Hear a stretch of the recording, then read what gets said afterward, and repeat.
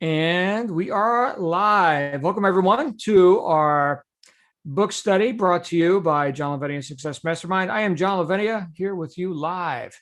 And tonight, we are joined by an all-star cast of characters. We've got Missy and Bob, Catherine, Colleen, Daisy, Lindsay, Mary Beth, and more people tuning in as we speak. Welcome, everyone. We have spent the last 2 weeks reviewing the first 4 chapters of Integrity is Everything by Moi. And tonight we're going to be on chapters 5 and 6, Action Does It, and Self-Mastery or Self-Denial. I'm going to go ahead and open it up for, as is tradition, for your reactions and whatever you found usable out of these couple of chapters that we reviewed this week. Before I do so, I will say that it's been interesting to me, though.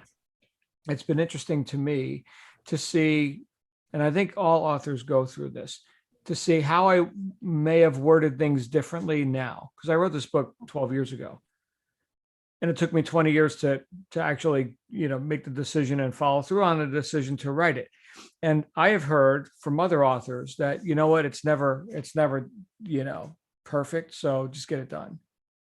In fact, Missy and others, that I rely on that philosophy a lot, that imperfect and done beats perfect and not done. I mean, unless you're not just putting out garbage or, embarrassing yourself or something. But there are things in the book that I've gone through again now, and I've thought, what? I've learned some things in the last 11, 12 years since that was published. And I got some more to say about that. So what does that mean? Write more books. Yes. Write more books, right? So that's what I got to do. Anyway, what do you guys think? These 2 chapters, Action Does It.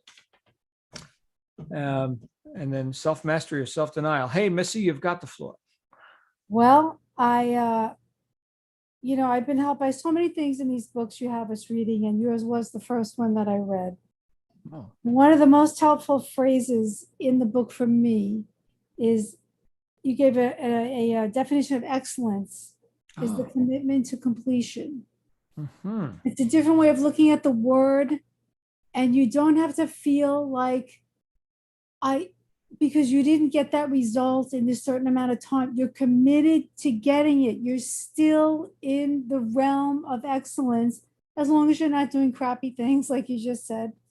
And the fact that people showed up in your life, as you have said many times, to be examples for you, mostly good, but some who showed you, I got to be the opposite of that. And that's what got you on this road. And I can relate to that very well. And you have showed up in my life and caused very many great things to happen. And I hope Bob agrees with that. You've accomplished in 15 weeks what I've been trying to do for her for 15 years. Wow. Have I known you that long, Missy? 15 weeks? No, he meant I started a blog in April. Oh. I've only been on John's things for 3 weeks. Oh, okay. Wow. But that's a very important thing. The word perfect, for those of you who are into etymologies, comes from the Latin per feature, which means to make complete. And the first element of perfection is that it be complete. Oh. And like Missy, this statement you made, I think you made it twice in the course of the 2 chapters. Excellence is the commitment to completion. Mm-hmm. There's an old saying too, which I've tried to impress upon Missy, and that is, the perfect is the enemy of the good. We have this picture in our minds that perfect means flawless. And if you strive to make things flawless, that's laudable, but as you just said, imperfect and complete always beats perfect and not done. So striving for perfection is, as I said, laudable. But for the group, I was taught by a man who had lived all around the world. He was actually born in the subcontinent of India, and he had contacts all over the world. And he said that among his Islamic friends, they told him that when they make their rugs, the Arabian rugs, the craftsman always has an imperfection in it. Why? Well, for two reasons. One is theological. One is that there's nothing in this world that is flawless. And the second is you get it out of the way. Right. You get your mistake out of the way. Yeah, I've heard of that, Bob, where there's the deliberate, wrong color in that spot, just a little speck or something. I've even heard, and I'm not willing to do this, but I heard one guy say that whenever I go buy a new motorcycle, I immediately tip it over in the parking lot. I'm like, oh, really? He's like, yeah. He might have been BSing me. I don't know. Especially, I guess it depends on the price of the motorcycle. You probably wouldn't do that with a Harley, but yeah, that's great. All right, good stuff. Who else has some ideas? I'm just going to turn my lights on real quick because the sun's headed downwards in the next hour and a half. Still daylight over here. It's only 6 o'clock. We got sun till 7:30. Who else feels like coming out and talking a little bit about what you got out of these couple of chapters? Oh, I see Julia put here in the chat, when I was writing and editing books at an educational publishing company, the mantra was, it's never finished, you just run out of time. So, yeah. All right, well, I got some ideas on this. I'll go ahead and open up with my screen share. We're on the chapter Action Does It. And for those of you who are just tuning in, if you've not read the book, then I'm going to give you the author's perspective on this. But definitely you want to read the next couple of chapters before we get together next week, so you can have a bit more. Oh, you know what? Before I do that, Lindsay, you've got your hand up. I just saw your hand. So let's get Lindsay out here. Lindsay, you had some ideas? I thought it was when you were talking about moving from New Jersey and the naysayers, right? And you said, my actions challenge their comfort zones. And that is, I mean, that's so true with so many. I mean, there's not even realm. I mean, I loved your example, but that's the truth. That you challenge my comfort zone. And I don't know, that was just like an aha moment. Well, that's interesting because I wasn't doing it for them. Exactly. Right. But they still wanted to put their 2 cents in. Right. But what did Rollo May say about courage? He said, in our society, the opposite of courage is not cowardice, it's conformity. True. So here I was, and these 2 chapters are definitely going down the road of nonconformity. And so what I've been noticing is that, and I think we've all seen it, when we choose to step outside of the herd and what the herd thinks, it challenges the comfort zone of the herd. Why would anyone leave the herd? It's basically collectivist thinking. It's unheard of. Unheard of. Right. So the in fact, Paul, in his letter to the Corinthians Bible verse, he said, "Be not conformed to this world." Now that's at a higher level. He's talking here, right?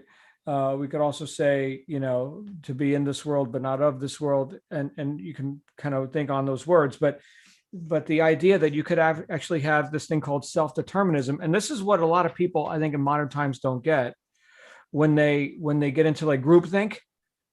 Where they're towing the line of some unworkable ideology, let's say socialism, for example, which has never worked ever, because you cannot eradicate self-determinism, right? Any group is made up of individuals.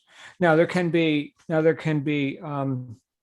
perceivably an entity or a beingness of a group, okay, which is bigger than all the individuals, even if you were to like kill off all the individuals in that group, or they all dispersed, there would still be an identity of that group that lives on, through memory or through history books or what have you. So there's an additional, we could say, sort of an entity, which is the group itself. But any working group is going to have as its component parts working individuals. So leaving the herd could be very threatening to someone who is so deeply indoctrinated into, the ways of the herd as a survival sort of a thing, right? There are people who have never left, their neighborhood, like in Manhattan or something, In fact, Missy and Bob, you're up in New York. You're not in New York City, though. You're in Westchester. Where are you again? Long Island. You're in Long Island. Okay. Right. So right down the street. Right. So, but there are people in Manhattan that look at Long Island like it's a foreign country. Like you might as well go to, Borneo or something. Right. Oh, because People that's from Queens call my friend, I'm from Queens, we call this the island, even though we're on it. Queens is on the island. We sure. refer to it as the island. It's very foreign. Right. I'm from Kansas. Right. Okay. Well, thank you, Lindsay. This is all good stuff. Let me pull up my book. Oh, Julia's got her hand up. Hey, Julia, you got something to add to that? Please come on out. Here comes everybody. I was just flipping through again, and toward the very end of Action Does It, one paragraph really stands out for me. At the same time, there are no free rides in the universe. If you're a person who only thinks, what's in it for me? What can I get? You'll undoubtedly find people showing up in your life with the same intention. And that means a lot to me. I've seen it. We've all seen it. People I'm having a hard time hearing you, Julia. Sounds like something scratching on your microphone or. It's probably because my laptop was closed, but my voice is also scratchy. Oh, I was just reading paragraph from the end of Integrity is Everything chapter, the Action Does It chapter. right. I heard that part. Free rides. Yeah. Mhm. Just that we all know people like that who attract people who have the same self-interest as they do. It's not a very workable situation, I don't think. Cynicism. Yeah, Right. better to attract positive people with positive thoughts, I think. Right. Well, what did James Allen say? In life, you don't get what you want, you get who you are. Exactly. That precedes or follows the paragraph I was just reading. Oh, is that in the book? Okay, great. Yeah. Well, They that's, do not I'm glad- attract that which they want, but that which they are. I'm glad I included it. Yes, It's well a done. profound quote. Okay. Yeah, there you go. And this is the joy of actually, going back and reading this stuff is that, oh yeah, that was pretty profound. I'm glad I wrote it. But yeah, quoting James Allen is usually a good bet. And you guys noticed that throughout the book, I did that. I pulled from, here are some of the most profound, thoughts that have been thought, at least in my opinion. And so let me go ahead and expand on that and just give you my modern take on it. So really what this book aims to do is make usable in modern life timeless wisdom and taking a bit of a contrarian approach to it. So again, it's not about conformity. It's about does it work? Can you do it? Will you do it? Maybe.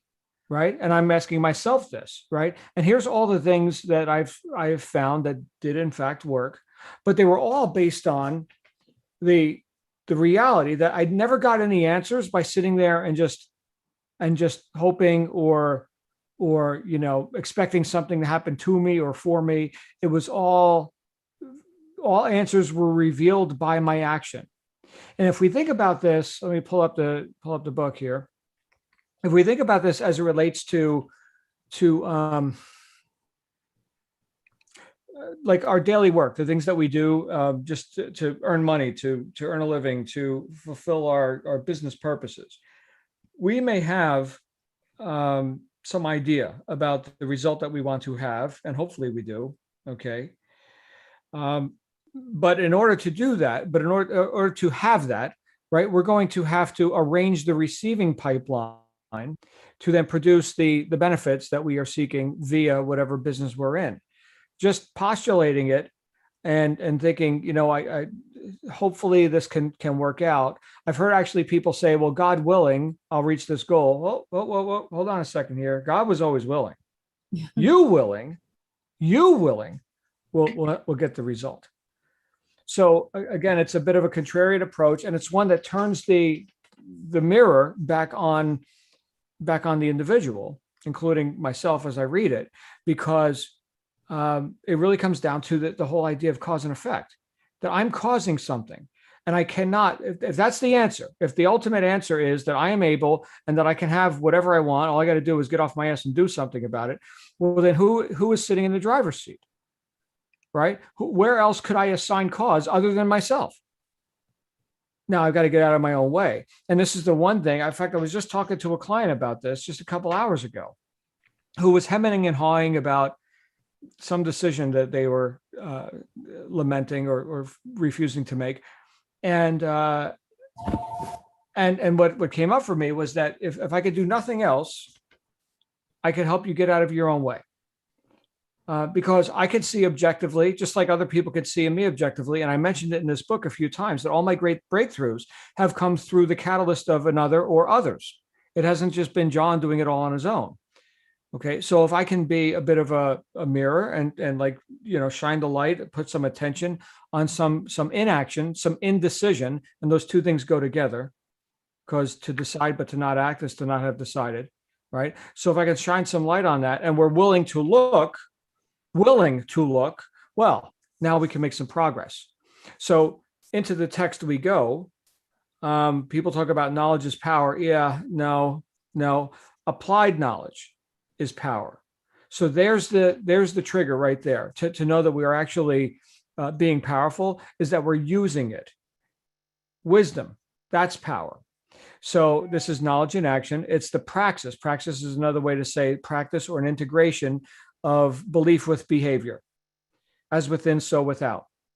It's actually taking a belief or theory or an idea and acting on it. It's the integration of belief with behavior. And look at that word, integration, integrity, right? So that's where I'm going with this chapter. I can't sit here and tell you I'm a high integrity person while I'm sitting around not doing. I think we brought up the quote last week or the week before, as you pray, move your feet, right? Do it. All your answers come when your feet are moving, not when you're sitting there. So when I look at what has stopped me from taking action, and why maybe I've been unrecognized for my great talents and whatever, I can look at many other examples in life where I've witnessed beautiful talent, musicians and artists and what have you. Okay, but they weren't profitable. And anyone reading this book is probably interested in having the whole gamut of pleasing life experiences. It's not like we're just here to only experience I'll have like financial success while I beat my children or something. No. Okay, so relationships are important too, your health, right? There's different areas of life, there's different hats that you wear, different roles that you're in, and each role has a goal or goals attached to it. Okay, but if we were not in action or not in right action, then we're not going to be profitable in that area. So why could a musician, for example, be amazingly talented and in action with that art, okay, and yet be broke? The starving artist syndrome, right? Well, they didn't take right action as it relates to the other intentions that they had, which was to feed themselves, right? So there is right action, and it's always based on what? Integrity to a purpose, integrity to our inner vision of what we most want to accomplish in life and the effect that we're looking to have. Part of the effect could be playing the beautiful music, but playing it for who? So what qualifies as right action then? When we've got a complete picture and integrity, right? And we've integrated our beliefs with our behavior. What could that musician do? Hire a publicist, get somebody to promote their stuff. I'll tell you, if there was a follow-up book I was mentioning before we got started here, or just as we were getting started, some other things that I was thinking that maybe I could have included in here. I was actually thinking of an entire book playing off the title of this one, and that book could be titled, actually, marketing is everything.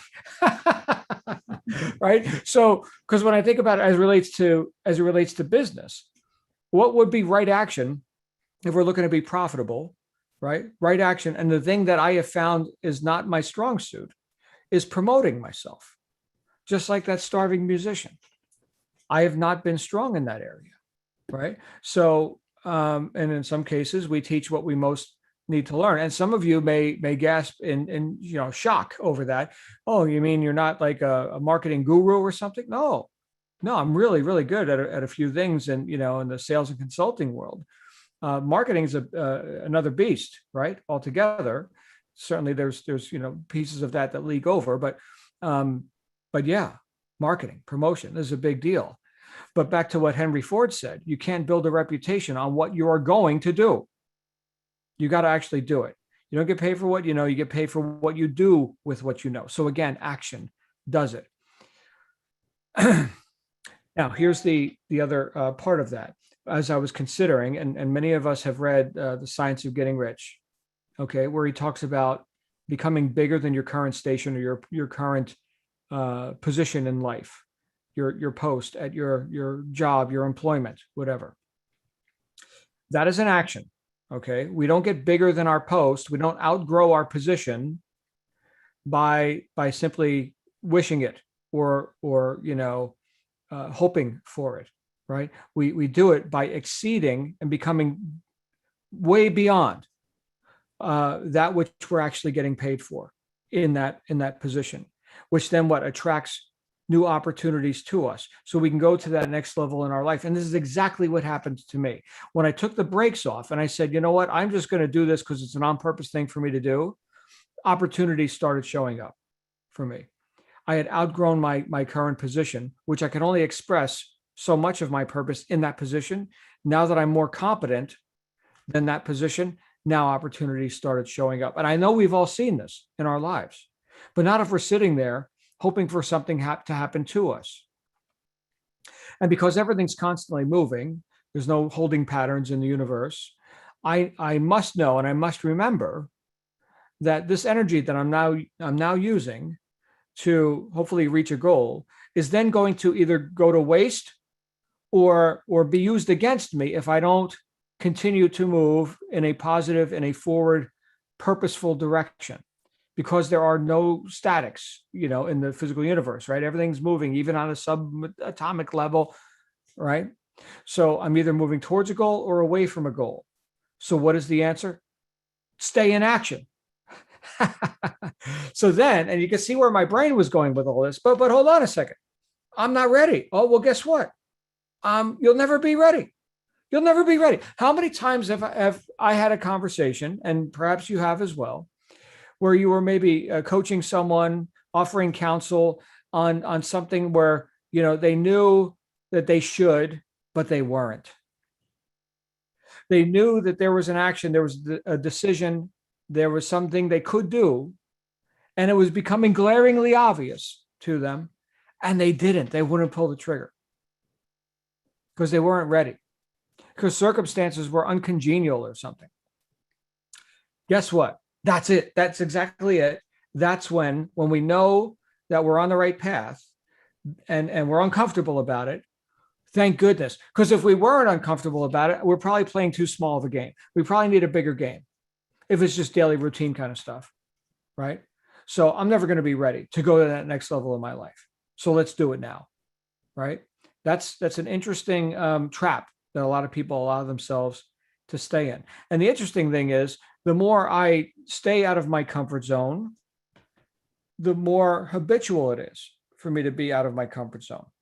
And again, this doesn't just apply to business stuff, but what is something that I could very, the saying, as easy as it is to do the right thing, it's even easier to just not do it, right? So what are these things that I've not done? What is the non-action stuff that I could do? How about in the area of relationships, right?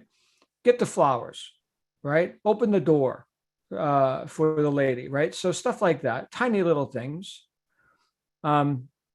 But the more I do it, the more I get into the habit of doing it. And now I don't have to overcome the inertia, the non-starter, the object at rest, which tends to stay at rest, which often has been me, right? I'm not ready. all right, let's do it anyway. And now let's start doing these things consistently to the point where they become a habit. I don't have to belabor the decisions anymore. I could just be in a steady stream of action because, again, nothing rests. So how about I just get deliberate about right action, right?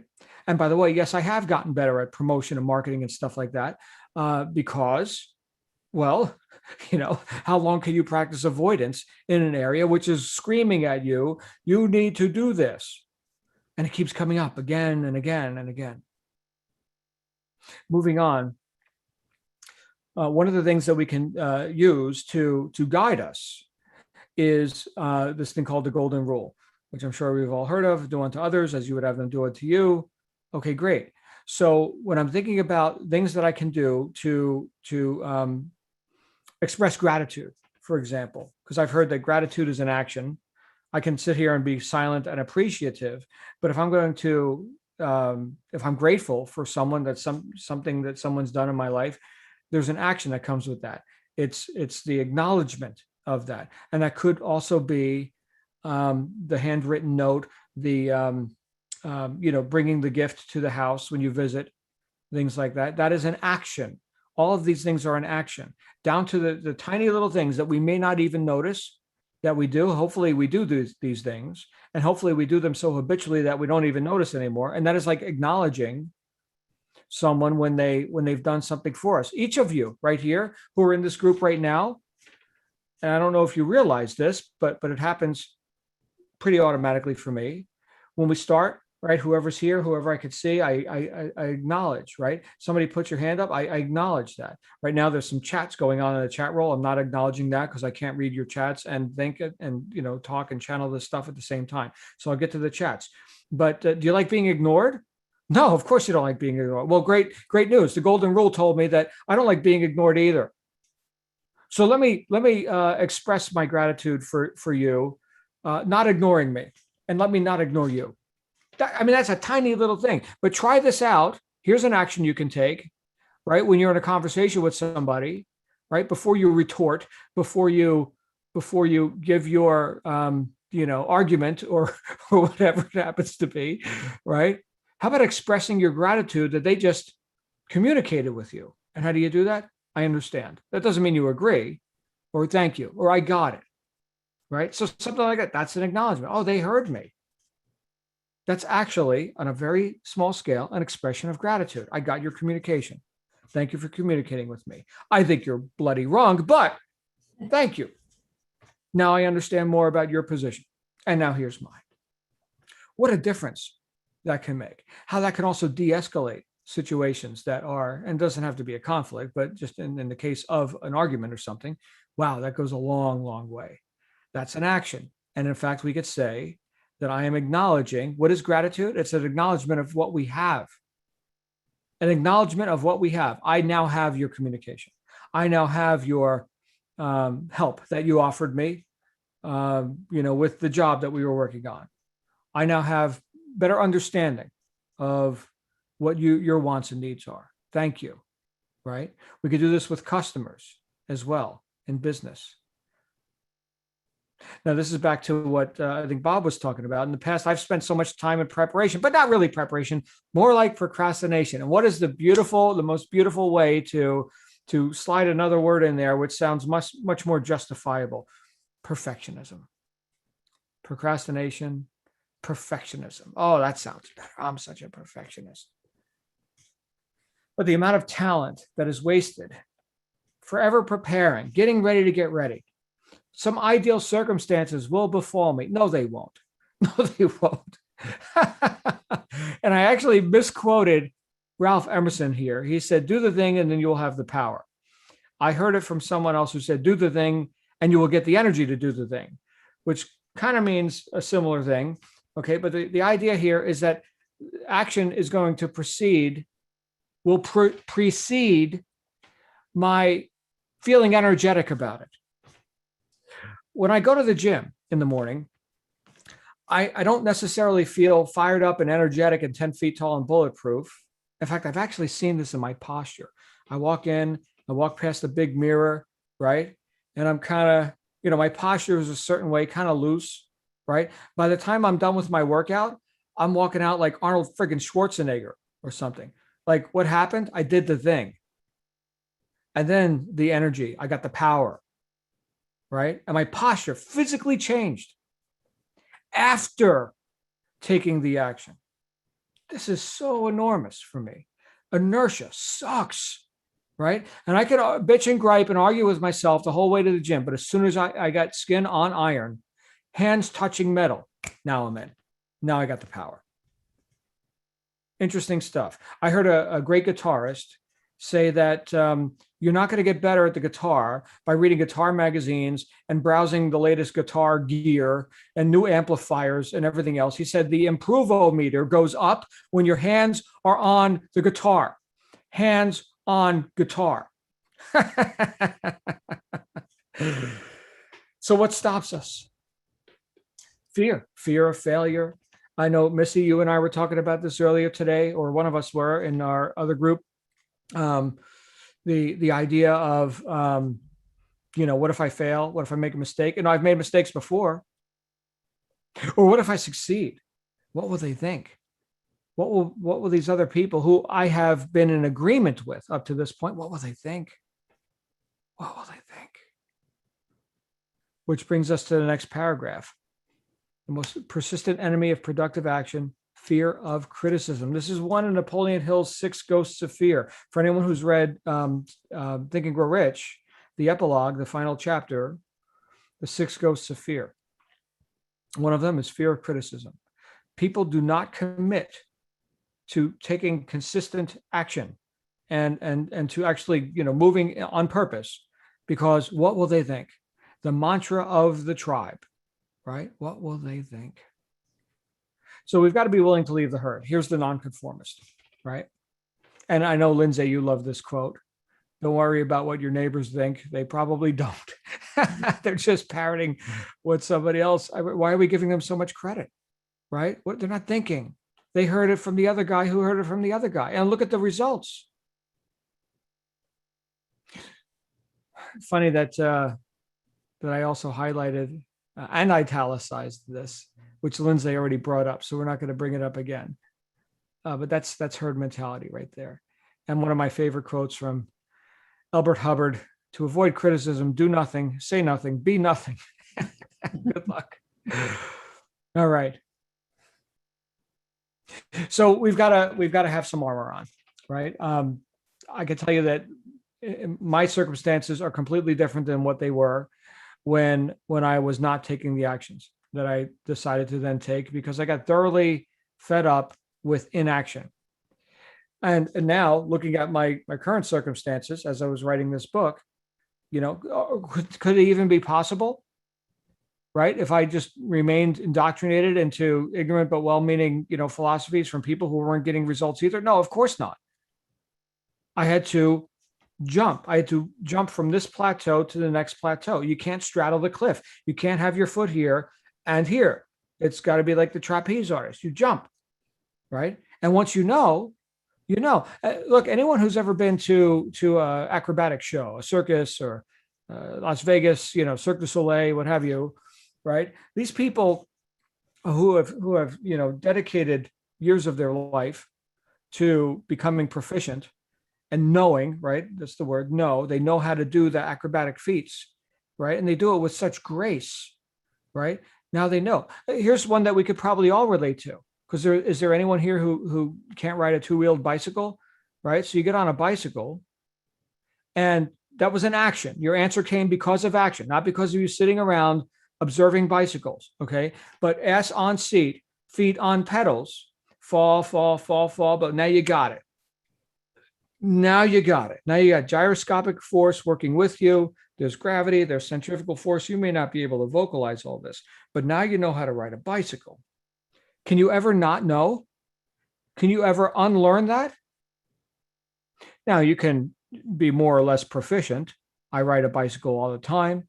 One of them has pedals. Another one has a big Harley Davidson engine in the middle of it, right? But I mean, you're going to forget that? Once you know, you know. And that's the beautiful thing. But again, all of that knowingness came through what? Direct experience. Action. There's no way to know it without doing it. And anyone who's attempting to teach a child to ride a bicycle, you know that that's what's going to happen. They're going to fall. And there's apparatus you can use to help them, not bruise their knee and whatever. But once they get it, I remember my daughter was so afraid of going downhill because she didn't know how to use her brakes. Her idea of brakes was putting your feet down, right? And so I kept drilling it into her. That, and she would manhandle the handlebars. And I was like, look, the bike in motion will actually want to go straight and keep itself up. It's by manipulating the handlebars that you force it off of center, and then it wants to steer. Okay, so she just wasn't getting it. And now, of course, she's got a little power scooter. She tears ass around the neighborhood, and she's got it. Once she's got it, she's got it. So here's probably the most important part of the chapter for me. And I'm going to speed this up because we're already 36 minutes in. I was looking at why I took action and others didn't. Well, obviously, because I was motivated. Motivation, like willingness to act, right? That's pretty obvious. Okay, but why would one person be motivated and not others? I looked back into my my past, people I knew growing up on the streets of New Jersey and all this, and any of them that I could even find if they were still alive. A lot of them were worse off than they were when I knew them 20 something years ago. Right. So like why me? Why me? And so I started going down that rabbit hole. Well, I succeeded because I took action, and I took action because I was motivated. But why was I motivated? Well, because I had belief. I had some belief in myself that if I actually did take action, that there's a light at the end of the tunnel. I could actually get a result. Maybe they didn't believe that. But why didn't they believe that? Why me? So the answer that I came up with was because I had evidence. Because I had eyes to see, and I chose to see. There are other people that showed up in my life as mentors. I may not have known it at the time. They may not have known it at the time. But the opportunity for me to grow in my own self-belief came through the interaction with other people, came through a relationship with another person. In all the great breakthroughs in my life, there has been another person as a catalyst. It hasn't been something I've done alone. For me, this is probably the most profound part of this book, because not the book, but this chapter. There's other, parts of the book, which I'll tell you are equally as profound, but this is actually an equation, because if you think of it like two sides of a coin. Okay, so if your action inspired me because of your example, your demonstration got me off my ass and got me to believe enough in myself that I got motivated and took action and then succeeded in my life, what does that mean about my responsibility to be successful? It is of paramount importance, a most noble pursuit, that you show up as a success in life, because you are either part of the problem or part of the solution. So had you not been successful in your life and demonstrated to me that there was a better possibility that I could then buy or not buy, in this case, I bought it, okay, and got off my ass and did something, right? But had you not demonstrated that to me, I would have had no shot. Therefore, with that same logic, if I show up as a victim, as a loser, as someone who doesn't take this action, I'm part of the problem in your life. Me, I'm at fault because I didn't demonstrate success to you. I failed you. How's that sound? You can buy that deal if you want. I sold it to myself. And so now I'm morally obligated. I am morally friggin' obligated to be successful. I have to. Otherwise, I failed you. And I'm not willing to do that. Otherwise, what am I even doing here? Do you think the world needs more victims? So now look at your goals. Okay, back to the previous chapters. On a mission, right? We set the goals and whatever. How much bigger are your goals now? Yeah, get the Lamborghini if that's what you want. Who gives a shit? But show that Lamborghini, right? Show that success. And it doesn't have to be a Lamborghinis or whatever. I'm over it as far as like the Lamborghini stuff goes. But that's how big your success is now, because you're about to show up as part of the solution in other people's lives, and you don't even know they're looking. You don't even know they're looking. You're their mentor. Wow. Now there's some responsibility. So let's go ahead and get on with it. So here's the punchline. The best way to help the poor is to not be one of them. Here's the equation. Success requires action. Yeah, of course. Action requires motivation, willingness to act. Motivation requires belief. Belief requires evidence. For me, it did. Now there's other people that didn't need the evidence. The first guy that climbed Mount Everest, okay, great. And now lots of people do. The first guy that ran a sub 4-minute mile, and now lots of people do.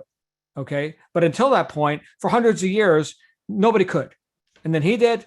That was Roger Bannister, by the way. And now lots of people do it. Remember, your desire always has the means for its fulfillment right along with it. So you wouldn't have the desire if you didn't also have the means for its fulfillment. There's a nice confidence booster, right? Again, you can buy that idea. I bought it. Sometimes I forget, which is why I read this book. So if we look for the circumstances that are available to us in our already existing circle of influence, we will find fuel for action. Here's my desire. Here's the circumstances. Something in here is an opportunity for me to execute. There's an opportunity for execution somewhere in here. What can I do right now? What can I do? Something big, something small? I don't know, but we're going to do something. And it all starts right here. So I know Covey in his tremendous book, 7 Habits, talked about interdependence. But in order to have people functioning interdependently, we've got to have people who have enough personal integrity and enough of a demonstration that they can be, workable within a group, that they're an asset to the group. So yes, it starts with you. It's personal integrity. That's where it all starts. And when I'm forgetting that, and when I'm allowing the ineffective in the environment to impinge upon me, and that I get emotionally involved in all these inputs from what everybody else who's not in action, okay? When I get the inputs from victim society and I go into agreement with that, I get to be ineffective. And then I failed myself. And now I get to also co-sign your excuses because we're all getting very reasonable with ourselves and we're all victims, right? Okay. So killing a bunch of time, griping about circumstances that I cannot have an effect with at this moment. This is out in my circle of concern. Yes, I've got lots of concerns, which I can't do things about right now, but in my circle of influence, which is inside my circle of concern, I can have effects and I can expand that circle of influence out into my circle of concern. Again, if you haven't read 7 Habits of Highly Effective People, this is right here. When I'm acting outside of my circle of influence, in other words, failing to act within my circle of influence, I'm losing power, losing ground, right? So I don't even look at the news. And sometimes, people give me opportunities to remind me of everything that's wrong in the world. I've got to, again, as Napoleon Hill said, close my mind tightly against any negative influences that could cause me to doubt. Okay. And yeah, we got a pile of stuff going on in the world right now. Guess what? What part of this can I be cause over? What part of this, in other words, within my circle of influence, can I have an effect with? And that makes me feel good. So my greatest happiness, this may be the most profound part of the chapter. My greatest happiness comes from taking on purpose action, which is, by the way, is the definition of the word work. WORK, 4-letter word. On purpose action. There's the definition right there. By having integrity to my vision, these actions always involve me in giving something, being of service in some way. So now we're back to the idea of what actions am I taking? That which can serve others, that which can outflow benefits, good things that people would desire. Right, back to the idea of marketing, promotion, and all that. This has to do with giving, not trying to get.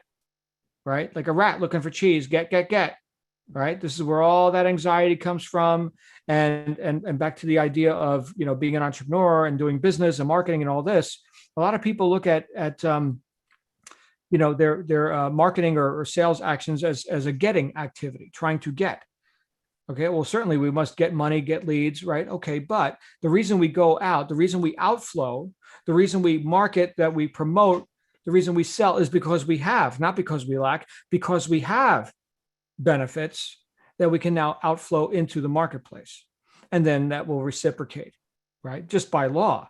Right? We do the outflowing and then the inflowing is automatic. The tide goes out, the tide comes in. That's the currents of life, right? Or the currency, right? Money. There you go. That's a form of current.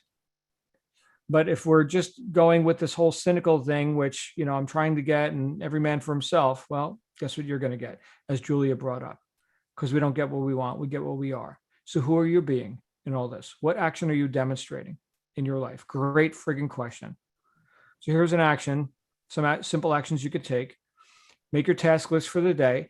number them in order of priority, begin each day with performing number one. Don't go on to number two until you've completed number one. That will pretty much ensure that you've got it done for the day. Even if you only get through one thing, if it's like one big thing, okay? But remember what Missy said, excellence is commitment to completion. I commit to completing number one. Then I can go on to number two. By the way, I got this from a guy named Ivy Lee. This was the instructions that he gave Charles Schwab, the Charles Schwab, in a business meeting. And Charles Schwab paid him $20,000. This is back in the early 1900s. $20,000 for this one idea. That's 20 grand. You're looking at it right there. Second action, give a handwritten thank you card or letter to somebody important in your life expressing your appreciation for who they are or something they've done. Simple. May cost you nothing, may cost you a postage stamp. Okay. But it's an action and you could take it to a done. Right? And the more you do that, the more that could become habitual for you. Finally, identify one action you've been putting off. Do it immediately today. Once you have completed it, write down how you feel now that you have done so. How do you feel when you're in high integrity action? As I said earlier in the chapter, I feel best when I'm in high integrity action. What did Henry Ford say? There is joy in work. There is joy in work, on purpose action. Thank you guys for reading this chapter with me. I'm like, oh my goodness. So what great reminders that I could actually do this stuff just as easily as I could not do it. Now I can do it because now I got these reminders. And that's why I go through this again and again. Any other thoughts on this chapter before we get into this rather bold one? Not the boldest yet, by the way. We're going to get to that one. Any other thoughts on Action Does It? Let me check the chat because we had some chatters in here. Okay. Yeah, Missy, I can get that book written by tomorrow. That next book. And yes, it is a good thing, Julia, that I'm married to my secret weapon. All right. Good. And Julia, you just took action and you sent a note. That's beautiful. All right. So where are we at here? Self-mastery or self-denial? I was thinking, John, we should probably do 3 chapters a week, but it has taken us, because I've never done my own book before in a book review, I think 2 chapters a week. Are we running at a good pace, guys? What do you think? Is this good? Yeah. How tired? are you? You're tired? Are you tired? No, I'm not tired. It's 6:48 p.m. Yeah. More mana. Okay. Very good. So in this chapter, I cited an example from my Uncle George, who is your neighbor, Bob and Missy. He's actually on the Upper East Side, Manhattan. And he confronted me. Now, George wrote a book called What You Think Is What You Get. And so apparently I'm in a family of authors. And he's done a lot of seeking, going to India. In fact, maybe sometime I'll tell you the story of the monkey temple in India. But I had a problem in my life. This is when I was just kind of coming out of the fog. And I was always late for stuff. I'd get there. Oh, you know what? I'm busy. And next thing you know, I'd be showing up late, like for everything. Now, anyone who knows me here in this group, you know that I'm never late. Never. Okay. But here's the thing. He confronted me on this. He was like, you said you were going to be here and you weren't. So, maybe take a look at your integrity. Oh, can you believe he told me that? How friggin' dare you, you person with your life working so well? How dare you tell me to take a look at my integrity? And once I got done defending my position, I was like, oh yeah. You know what? Who's the asshole now? Oh yeah. Right. How disrespectful. I'm always late. And I made a decision right there because I finally got it. I got the contrast of it. I was like, wow. Well, let me never do that again. And because I had sort of an awakening with that via, here it is. You just saw it on the screen, right? Here's the catalyst of another person helping me have a profound breakthrough. For me, it was profound. right? I got to correct an error that I had been committing habitually for years. And it made me stop and think about, if I don't have my word, I really don't have anything. Anyone seen the movie The Outlaw Josie Wales? One of my favorite Clint Eastwood movies. And he moves out to the frontier and he meets, what was the guy's name? Black Bull or something, a Native American, chief. And he's asking for, permission to live on the land and all that.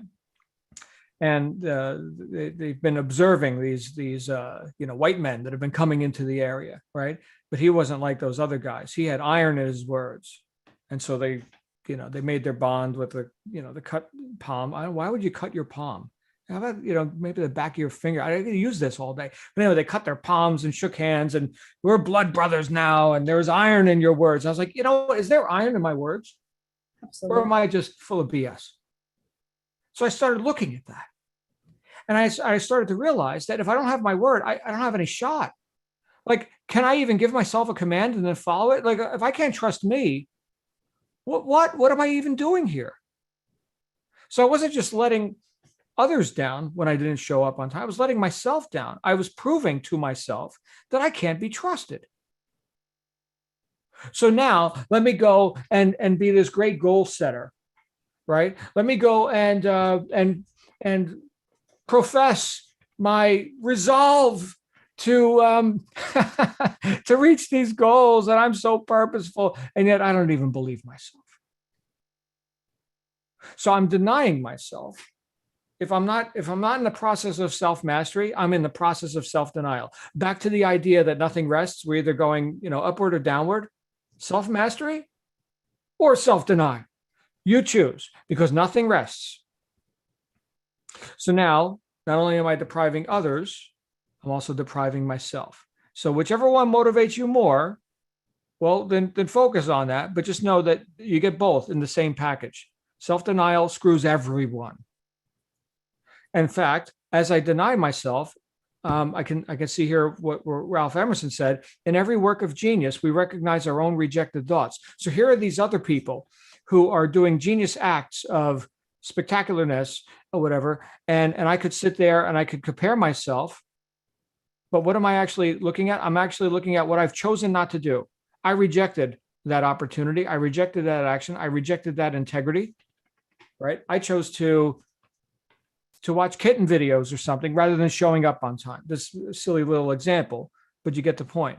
Okay. So actually, here's the saying again. Did I say this twice in the last two chapters? I found my happiest times are times of high integrity action, on purpose action. In other words, I'm fulfilling what I said I was going to do. I feel good about myself. I sleep good at night. And I get my answers, just like learning how to ride the bicycle, because I did it. And my answer came via my action. So I am my own answer to my own quest for happiness. And that is independent of the result. Understand that I'm getting my answers, even though I haven't got the money in the bank account yet, let's say, for that particular goal, that deal, whatever it happens to be, the Lamborghini in the driveway, or the ability to actually ride the bike without falling down. I'm getting my answers because I'm in action, even though the fruit is not yet on the tree.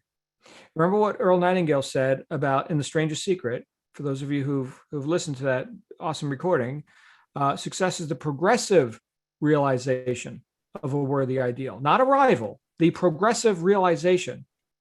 So yes, the joy is in the journey. And back to the idea of excellence, which Missy mentioned, I'm committed to completing what I begin. And why am I committed to completing what I begin? Because I know I'm going to get the results. Back to the idea of belief. If I didn't believe, I wouldn't have gotten motivated and got off my ass and did the action. Thank you. Right? I believe. I know that I can now get a result. Therefore, I'm committed to completing what I start. In fact, if we look at the anatomy of success, anything you've ever succeeded at in life, you completed what you started. That is itself the anatomy of success. You decided to do something, you started doing it, you did the thing, and then you stopped because you were done. That's called success. Right? So, and why am I committed to completing what I begin? Because I know that I'm going to get the results. I'm basically saying the same thing twice here. But you see how I see the use of answer, or the use of the word no, seems to permeate this idea of security. Because a lot of times people, they look at security as like an outside thing, where they need to build their confidence by outer means. They don't have the knowingness that they are willing to, number one, use their own mental faculties. In fact, I say that somewhere. Yeah, right here. True security comes from two factors. Number one, knowing that I'm powerful in my use of thought. Knowing that I'm powerful in my use of thought. And I always have been, by the way, even if I didn't like the result, because I wasn't observing what I was actually thinking. I wasn't using the mental faculty of will or reason or perception, right? So that's the first thing, right? So knowing, this word keeps coming up, know. Okay. And also number two, knowing that I'm willing to take actions necessary to get the job done. In other words, that I can trust myself. I can trust my own thinking. And I can trust that I can trust my own actions, and that I'm willing to commit to completion. And if not for that, I've got no security. I don't care how much we look outside for outward means. That's not where security comes from. It comes from inside. That's a hard pill to swallow for a kid who was growing up in poverty, and where everyone blamed everything else for their plight. It was never them. Get a secure job. How easily does that roll off the tongue? So yes, I am willing to take whatever actions necessary. The interesting thing here, two things I'll bring up. One is I use the word no again and again and again. So why is that? Because on a gradient scale of knowledge, right, you'd have all the way at the bottom, you'd have like ignorance, I know not. And all the way at the top, you'd have enlightenment, which I haven't achieved yet. Okay, but on that scale, you've got, I guess, hope, right? That's kind of weak, but it's an on-ramp. And then belief, right? That's better, way better. And then knowing, right? So, and again, where does that come from? Experience, experiential knowledge. All right. In other words, I know that I'm powerful in my use of thought because I started observing my thoughts. I know that I'm willing to take the actions necessary to get the job done. Why? Because I did get the job done. I experienced it directly. I experienced my own integrity.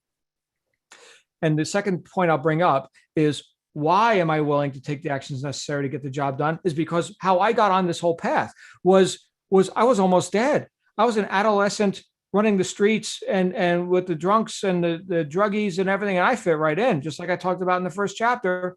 I was almost dead at the age of 15. Had I not embraced some personal development principles at a very still young age, I wouldn't be here to talk to you today. So it was a high necessity level that caused me to stop buying my own excuses and to actually commit to completion. Anyone who's ever been around like 12-step fellowships, you know that this is the case. There's one thing you can do perfectly. Don't drink today. That's it. Just today. Don't drink. Do that one thing perfectly. Everything else you could screw up. Just don't do that one thing. Because if you don't have that, you got no shot. You put a drug in your body, you lose. And this may be the last time you lose, because how far are you going to go? You don't know. Okay. So this was a high necessity level, kind of like a life and death thing for me. And if we could transfer that into less life and death kind of scenarios, boy, can we give ourselves some commands. Like, I have to be successful now, right? Like life and death. See if you can increase your necessity level, because I'll tell you what, you're going to get the job done. Oh yeah, you are. You're going to get the job done. There's where your security comes from. No more buying your own excuses.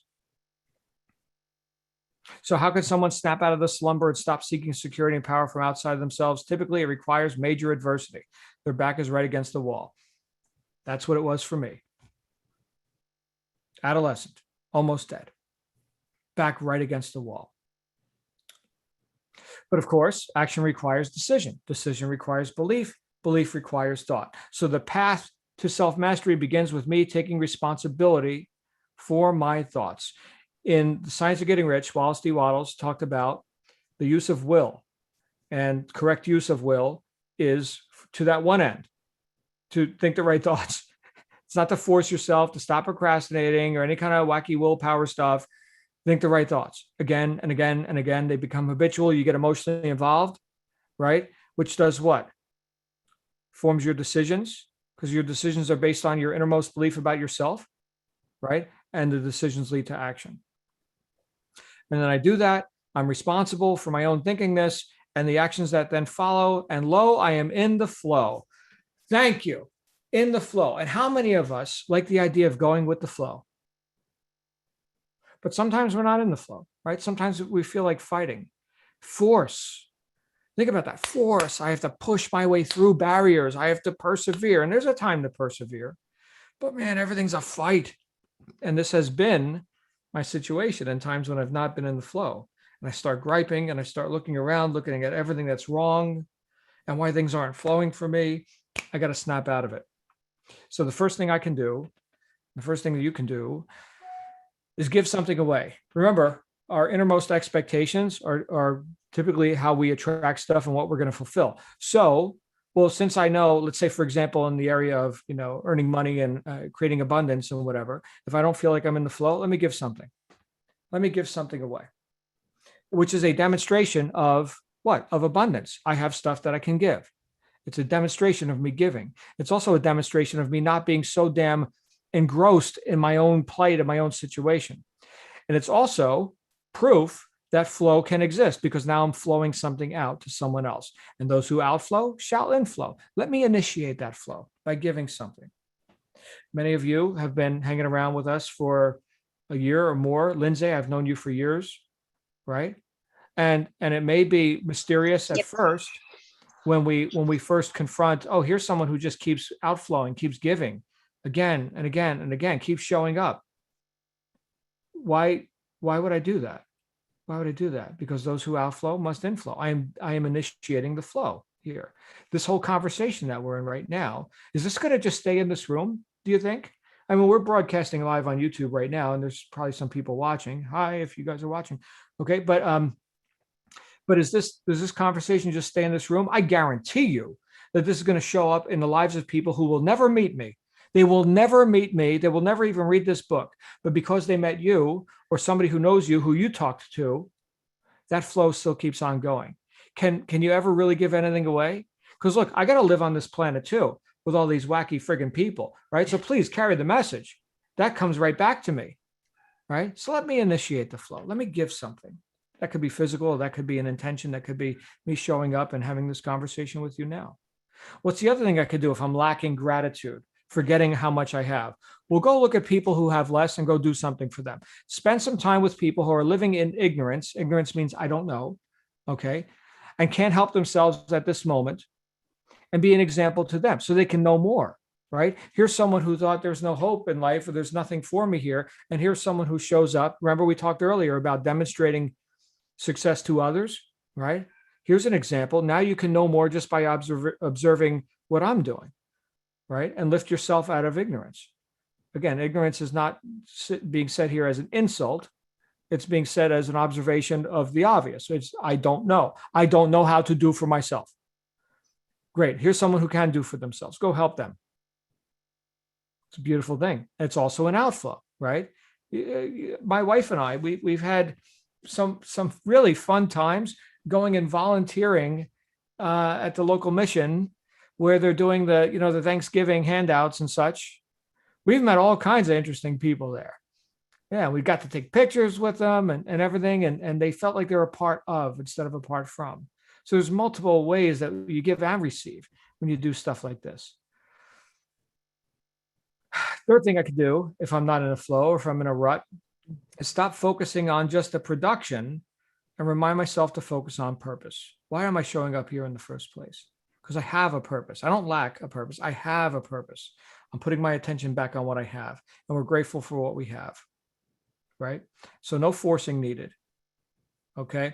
Without that focus, we get that forcing, and we know forcing is not current. Forcing does not yield any lasting currency. It's a self-defeating, burn yourself out scenario. So all of you who are in business right now, especially at the outset, and you're finding yourself having to overcome barriers that didn't exist in your life a couple of weeks ago, but now you're engaging in this new thing, understand that that's temporary. Keep thinking about the purpose and not about the barriers. Okay. Keep thinking about what you can do and what you can't do. Get powerful by residing in purpose, and avoid getting forceful about, what you haven't done yet. It's a bit of mental gymnastics, but that's what I'm attempting to describe here. Because the alternative is to deny yourself that. And then you get to be like, remember the story of the Incredibles, Mr. Incredible and Elastigirl and all this, denying themselves their tremendous power because they're not supposed to be superheroes or something. You're a freaking superhero. So just consider that and understand that these little ankle biting things that are slowing you down right now, just put them in perspective, right? Now, if I go into agreement with all this, that I can't, and that I'm, smaller than my circumstances, well, I get to walk around in a very convincing state of being a self-induced mental cripple if I'm not aware of that, right? Not aware that I'm an individualization of that all-knowing power, right? And we're going to talk more about this in a later chapter. So I'm not consistently reminding myself that I already exist, of that already existing power that is as me, right? So that's a little bit of word gymnastics there, but think about it here. Energy it's the ultimate law. Energy is, right? And if you're with this idea, I certainly am, that we are individualizations of that allness. So how big are we really?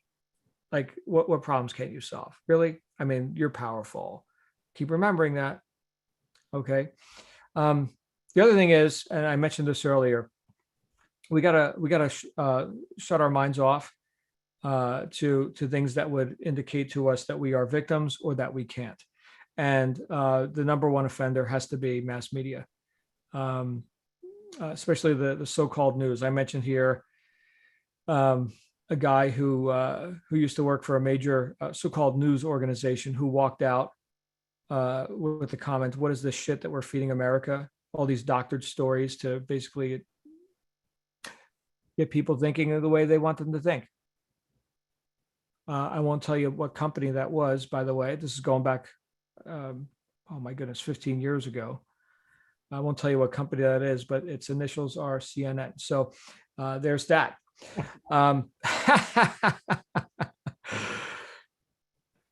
So we got to stop worshiping our comfort zone and stop using the vice of conventional wisdom. It's easy to use that as a crutch or a vice. Well, everybody believes that. Really? Okay, so we're back to agreement now. Again, that's self-denial.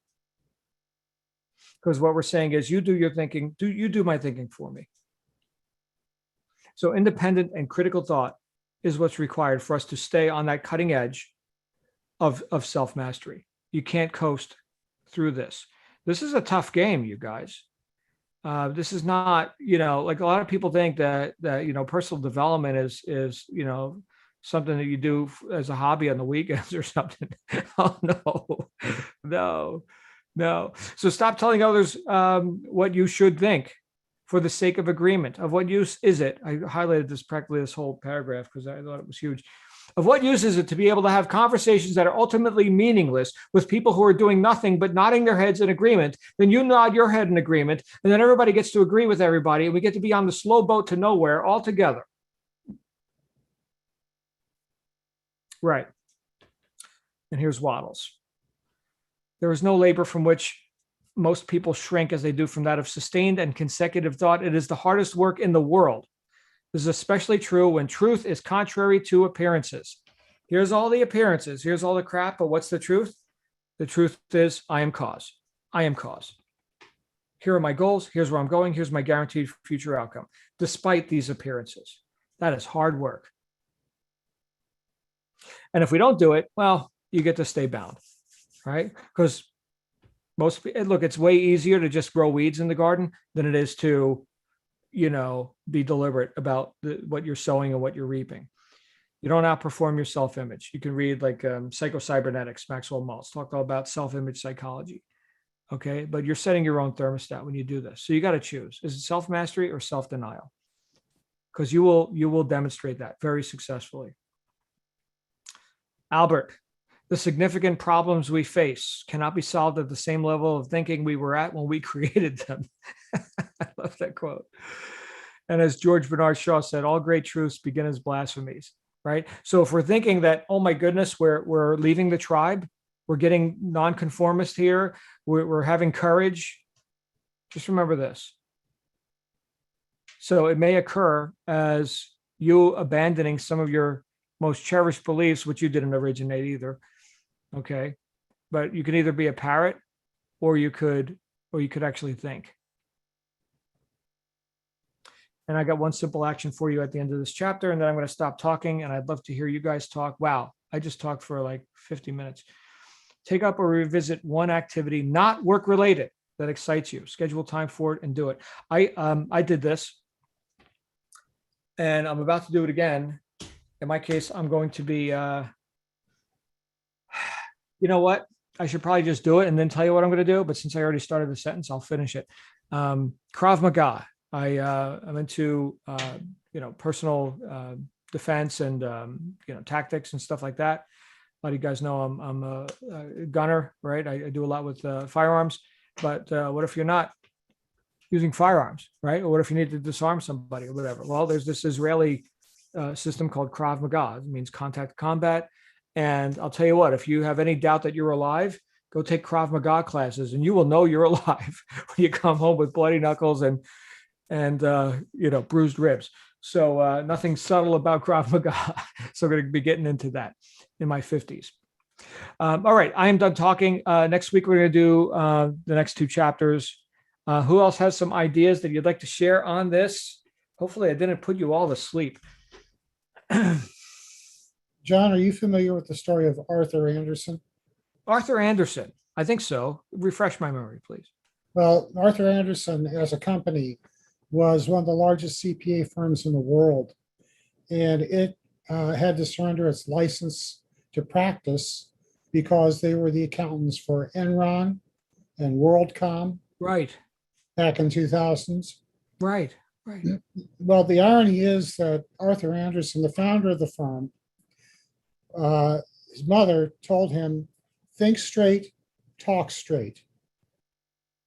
And that's exactly what he held his accountants and his partners to throughout the time that he was in the firm. He died in 1947. And somewhere between 1947 and the mid 1980s, the firm lost its way.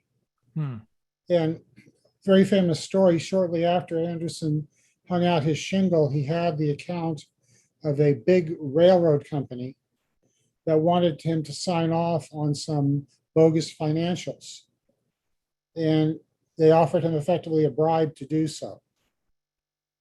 And he said there's not enough money in all of Chicago, which is where he was based, for me to do something like that.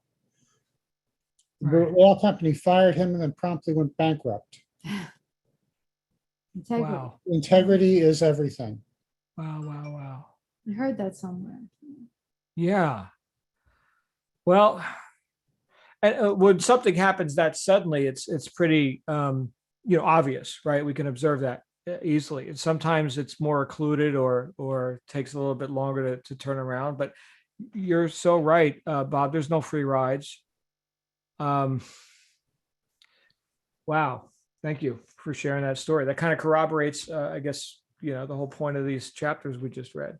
So you can incorporate that in the book that you're writing tonight that Missy wants you out. Okay. Yeah. Missy, I'll have that over to you. There's a catalyst right there. 115, please. Okay. You got it. All right. Anybody else? Any thoughts on what we just reviewed? Please. Amazing. Yeah. You're amazed? Yeah, always. Self-denial or self-mastery.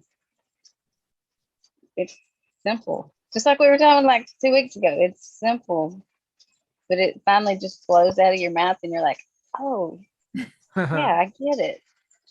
So, yeah. And my power kept going out. I didn't know it was storming here. So I finally jumped on my phone and took off. So I was like, I'm not missing this the rest of this. Yeah. Well, I'm glad you're here, my friend. My sister from Alabama. Good to see you, my friend. All right.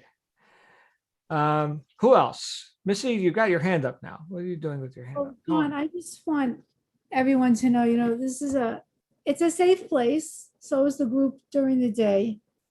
And I did send you an email because I don't know if you saw it, but I want everyone to know your book. I have read many of these other older authors in their original books, and it resonated with me, but wasn't able to do anything with it.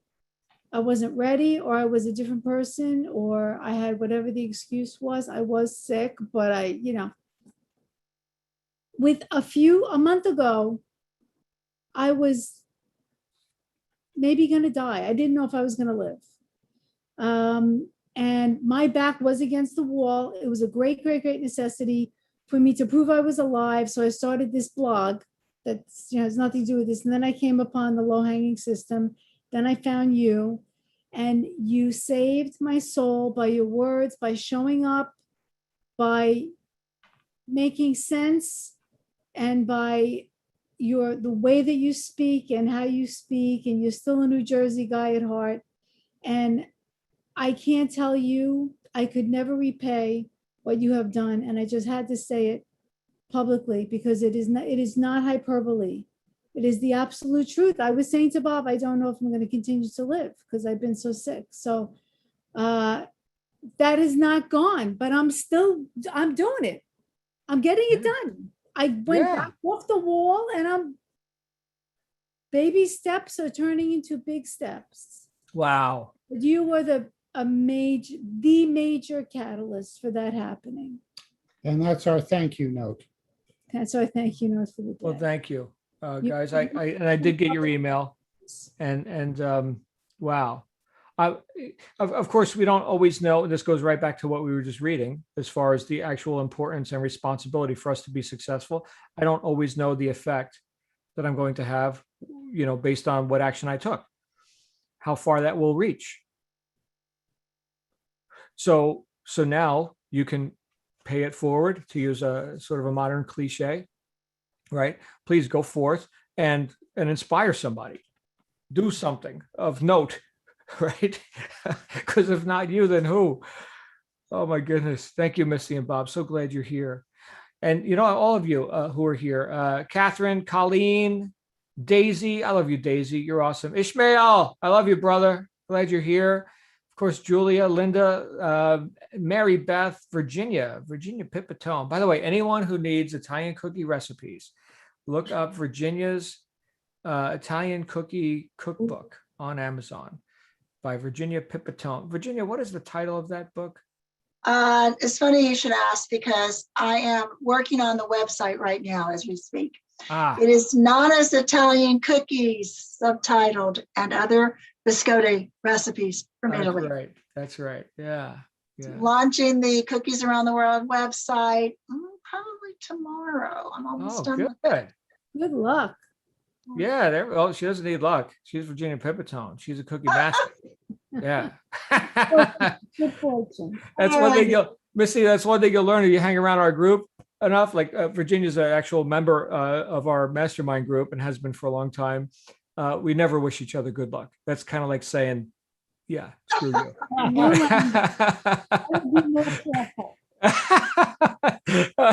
We know you didn't mean it. All right. Virginia, do you have any other comments on this? No, sir. No, sir. I actually tell you, I didn't read these last chapters. I have to get caught up. So Okay. I've been listening with one ear and working on the website with the other eyes, balls, and everything. And listening. Right. But, Good I stuff. really helped that you mentioned not only your book, but the Wallace Waddles, as I said earlier today. Science of Getting Rich is just really sit down, do the best you can every day. And that's all you can do, besides your goals and besides your faith that you're going to get it. And, your gratitude, just do the work. So I've been sitting at my desk, making myself work on the website so that I can finally get it out the door. Beautiful. And are you going to run that on Kartra or WordPress, or what are you doing with that? Actually, the website right now is through GoDaddy. But I'm going to be promoting it through Pinterest. Okay. And then maybe, who knows what else, through my book. Okay. I'm actually learning more than it's going to be like a real money maker. but it's more a whole learning experience to get all this stuff. Well, things can grow. When we first met, this mastermind group didn't exist. So This is true. there you go. So One door closes, another one opened. that's it. And by the way, for anyone who's watching this who's not a member, you can be a member of the JL Success Mastermind by going to jlsuccessmastermind.com and getting yourself a membership. And then we can meet like 3 times a day because we're doing all kinds of activities over here, including our general sessions, our book study group, and all the other fun. In fact, we had an e-commerce workshop today, which was really cool, with our friends in England, Emma and Neil. And they covered branding for Amazon and stuff like that. So anybody else that want to share today? Come on out. Anybody else? All right, well, then we'll go ahead and wrap up. We got, Ishmael. Ishmael, hello. Yeah, one more thing I wanted to share with you that I didn't get a chance to share with you before. Mark said that he wants to join the mastermind, but I didn't know how to go about it, how to share the link. So if you could reach out to him, he'd more than be happy to become part of the mastermind. Okay. Well, jlsuccessmastermind.com. Yeah, and I know lots of Marks, so I'm not quite sure who you're referring to, but The Mark that was in the meeting today, that was part of our group that you said hello to during our meeting okay. this morning. Very good. So He's actually part of our, What's Up group. Actually, he's the one that started the What's Up group. Oh, right. Okay. Well, you're a member now, so welcome, Ishmael. You're a member. Congratulations. Glad you're here. Thank you. So this whole event was just brought to you by Ishmael and other paying members of the JL Success Mastermind group. So jlsuccessmastermind.com, and you get access to everything. All right, we'll take care of Mark. Thank you guys again for being here. Let's read 2 more chapters, and we'll be back here next Monday night. And in the meantime, have a great evening or morning, depending on what time zone you're in. And we'll see you all again real soon. All right. All right. Bye for now.